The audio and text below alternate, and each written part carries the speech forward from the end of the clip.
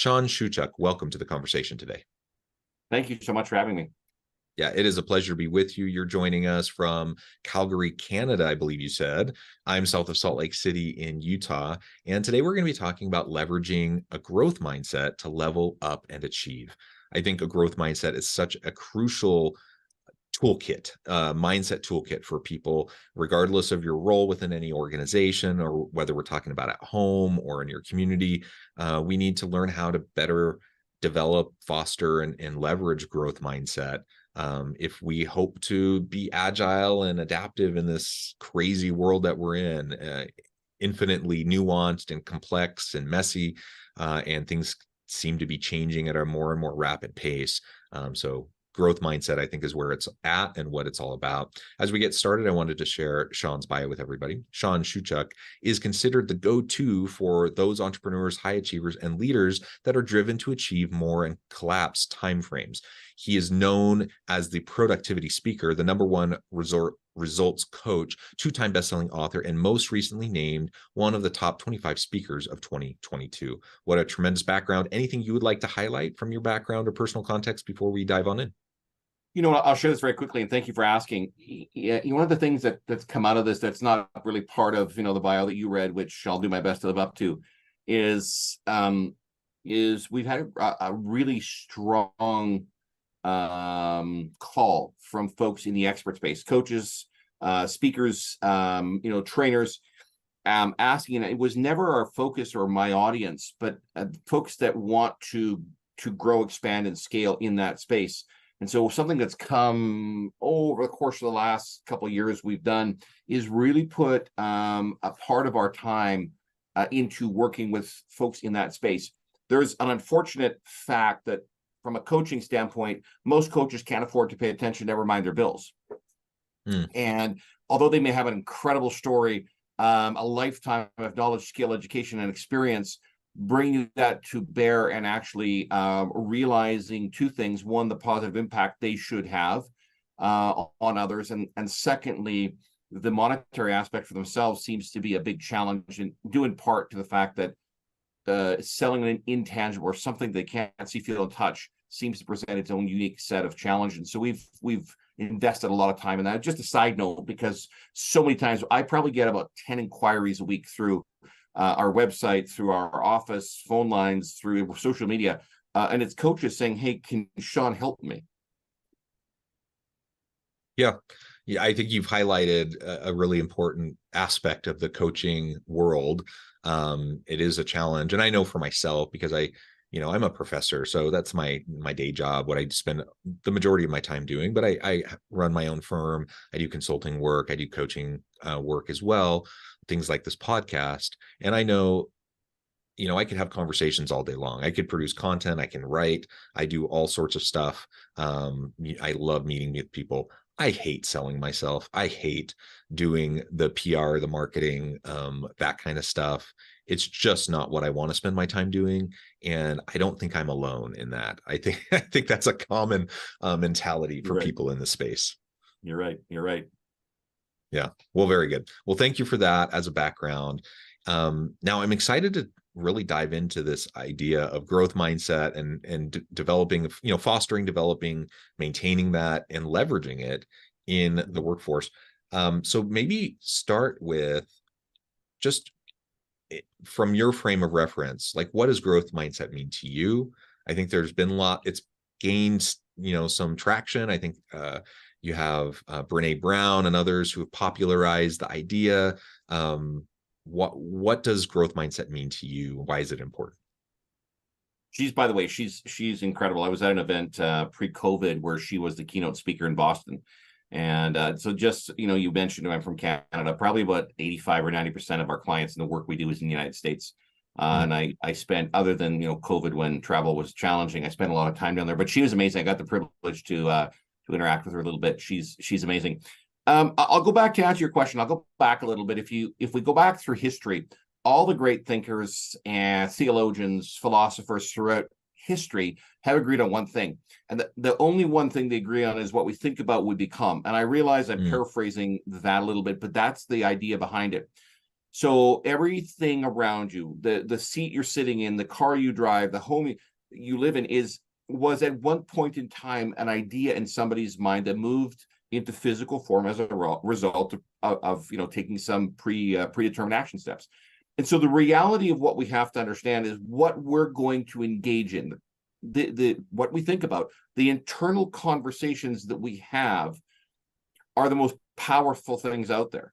If you, and there are people that will debate me on this, but if we start looking at those out there who have achieved success, whatever that means to them, everything was based on a decision. Your life, every single one of us, your life is based on two things. One is the decisions you make. Everything in life is predicated on that. And then the second one is life would be really boring, even if you happen to be an introvert or feel you are, without people. Yeah. The relationships that you establish, nurture, and build are the second step in that. You can't build a business without relationships. Every company, every organization is a sales organization. Even if it's a not-for-profit, it's still a sales organization. So everything you do involves sales. Everything you do involves what you think, how you, and who you hang out with. I was having a conversation with somebody the other day, and one of their children was hanging out with an interesting crowd. And he sat his son down and he was having a conversation with his son.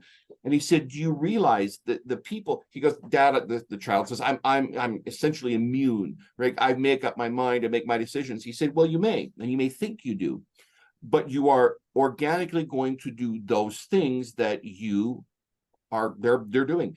There's some relatively new research that says that everything we observe with our eyes, our brain is creating new neural pathways to help us to achieve what it is we are observing. So if you are observing something that and maybe these are conversations you have private parties, but you shouldn't be doing, you shouldn't be involved, you shouldn't be part of, and there are things we shouldn't be, we are going to automatically start to move in that direction, because how we have been created is that what we observe, we're going to start doing. The longer we observe it, the longer we engage with it. So if we're going to make a decision to say, I'm going to do X, I don't care. In the book, Good to Great, he talks about great, big, hairy, audacious goals. Mm-hmm. If we're going to start talking about achieving more and doing it in a different way, we have to be able to make change, something dramatic. And, for generations now, we've been talking about goals. And yes, we need to set goals, and it needs to be the right goal. And, if we know how to do something, it's not a goal. The sole purpose of a goal is growth. But the reality of this is it has to be something that motivates, inspires, and scares us all at the same time. And it has to be big. And then what we have to realize is, because we're human and because we make commitments that we don't always live up to, whether we want to admit that or not, we have to take that great, big, hairy, audacious goal and break it down into bite-sized pieces that we can assimilate and understand and start to work towards. I'm a simple guy. I grew up a farm kid. You can eat a whole apple, but you probably can't eat an entire apple in one bite. So what we need to understand is, you can, if the last year and we'll use money, if you made $100,000 and your goal for this coming year is $1 million, can you do it? Yes. Are you going to have to do something dramatically different to get there? The answer is yes. So a couple things come to mind. Change. Most people avoid change and fear. I have found the only people that embrace change are babies in wet diapers. Outside of that, we don't like to change. Fear.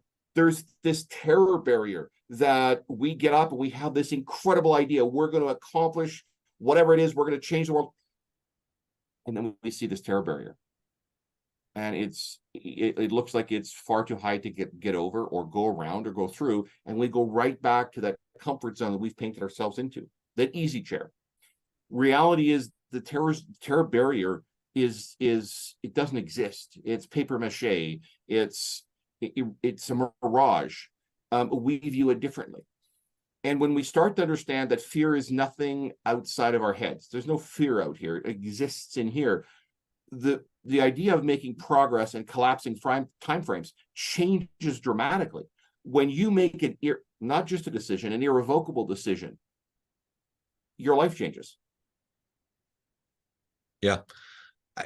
I love that. And I think owning our humanity that way, like understanding how we are always constantly making sense of the world around us. We each have our own individual personalized reality, and we get to choose largely. I mean, there's all sorts of processes, there's chemicals, there's the brain wiring, there's the evolutionary psychology, like all this stuff. There's like all these things that impact us for sure, and I don't want to dismiss that.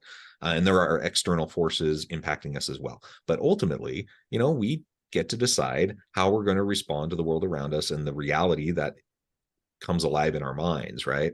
And so if we recognize that, and then we can choose to lean into the change, recognize that our evolutionary nature is fight or flight, that we don't like change. We like at least the illusion of stability and security and the faux consistency, like that's where we gravitate towards. But we don't need, like, we're not stuck there. Like we can choose to do something differently. We can choose to recognize that, oh yeah, our evolutionary brain puts us in this certain mode of fight or flight, when we're faced with challenging situations, or when we're faced with change.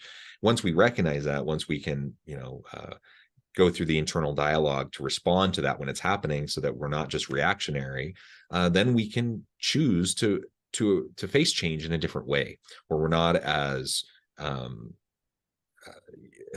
we're not as resistant. We're not as like immediately putting up walls around us to try to keep us safe and secure. And once we recognize the value of change and what that brings to the table for us and our own ongoing evolution personally, for our teams at work, etc., then growth mindset becomes a natural output of that, right? It becomes like the next thing. Okay, change is inevitable. Change is all around us all the time. We need to learn how to lean into that change. How do we do that? We do that through growth. We do that through continually developing ourselves. You referenced sort of the leadership component there, and I think that's an important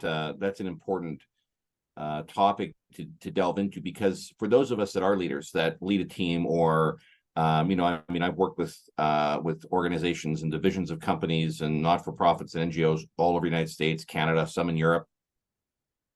And at the end of the day, it's people. And, people can be the greatest resource, or they can be the opposite. It's really dependent upon the leader. And, I've often said this: people don't quit a company, they quit their boss. And there's a reality when we start talking about leadership. Leadership is not anything to do with the title that appears on a business card. This is really about how we show up. And if we're able to, from a leadership perspective, give of ourselves in a way from leaders that shows what has to happen. If we go back to the 1970s, leadership style was, communication was one way. You did this or you got fired. That's just how it worked. It came from the ivory tower down, and that was how it is.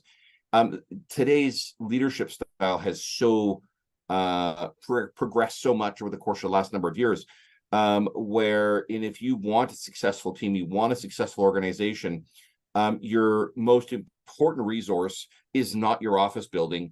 It's not your address. Maybe that's important in certain areas, but it comes down to people, because if you don't have people that contribute at a high level, that have the mindset that we are talking about today in this conversation, you're going to have a challenge. A number of years ago, it was about 5 or 6 years ago, I went out for dinner with one of my kids, and we were coming out of the restaurant, and down the street, half a block, there was another restaurant, and there was a gentleman coming out with his wife and son. And this is a gentleman that used to work for me 25 years prior. And we ended up meeting in the parking lot and saying hello and shaking hands with pleasantries. And I asked him how his business was doing, and he said something interesting to me. He said, "Oh, you know what? Things aren't very good. My staff are driving it into the ground." The staff don't drive anything into the ground. Yeah. Right? The leader is leading it in that direction, or maybe not. And that's part of the challenge. So when we start talking about progress, and we start talking about change, we start talking about success at any level, everything starts in the 6 inches between our ears. And if we're going to have a successful company, a successful team, if we're going to build something extraordinary, it all starts in the 6 inches between our ears. And when we make that decision, we talked about a moment ago or a few minutes back on the irrevocable side of things, we say, this is the outcome that I'm going to achieve. And we tie a finite amount of time to it.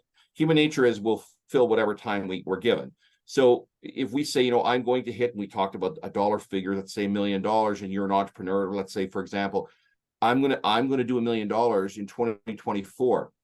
What we need to understand is just saying it isn't going to make a difference. We have to be able to reverse engineer that and say, okay, what is it has to happen every month, every week, every day? And if you happen to be a guy like me with maybe a touch of undiagnosed ADHD, what has to happen every hour in order for me to attain that? And when we start to understand that what more of the same gives us more of the same, what got us to where we are isn't going to take us where we want to go, we then can start to make those shifts and changes based upon that irrevocable decision from a mindset standpoint, how we view things. If you wake up every morning and you don't want to get out of bed and life sucks, your whole day is going to be that way. And then it stretches into the week and the month, etc. And, this is where some of us encounter some of the challenges we see going on today. Yeah. Yeah. So let's assume for a moment, like we're able, ourselves, members of our team, we're able to get people on board to recognizing the importance of growth mindset, developing it. Then it becomes like proactively, how do we go about like exercising that muscle, right? And developing that skill.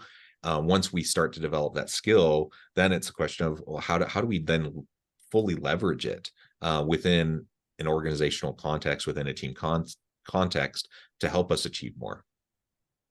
One of the first things that I think happens when we start making a shift and a change is there's a certain level of, we're uncomfortable. It's unknown territory. And from the leadership perspective, it's about understanding that the folks we have the privilege to work with are going to experience that as well. And it's about taking them through an experience. One of the things, and I was working with an organization, they have offices incidentally, both in Canada and US, and in where I'm in Calgary and down in Dallas, and incredible number of staff and people. They have offices, in the energy sector, because that's kind of the both sides of the border where I am and in Texas. But and when they started to understand, and the leadership standpoint and the ivory tower, that they needed to make a shift and a change, there was an incredible amount of resistance. And at the end of the day, if you need to motivate somebody, the biggest part about it is helping them to understand what it is that they benefit. We are, whether we want to admit it or not, we're closet narcissists. If you talk to somebody and you want to engage in conversation with them, our favorite topics is talking about us. If, the sweetest music that your ears can hear is your name, right? If I say, how are you? That's great. If I say, how are you, John? Well, that makes a whole difference to us. And so when we start to personalize this for people, one of the things I've done a lot of times, especially with leadership when I go in, is helping the leadership. And we're talking about brilliant people who have built some of the most incredible companies in the world, the best teams in the world.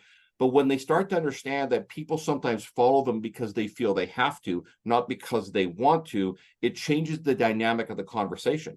And so when people start to experience something that motivates them, and that comes from leadership, if we start to have conversations around what is important to others, it changes the dynamic of whether we want to, in human nature, whether we want to engage.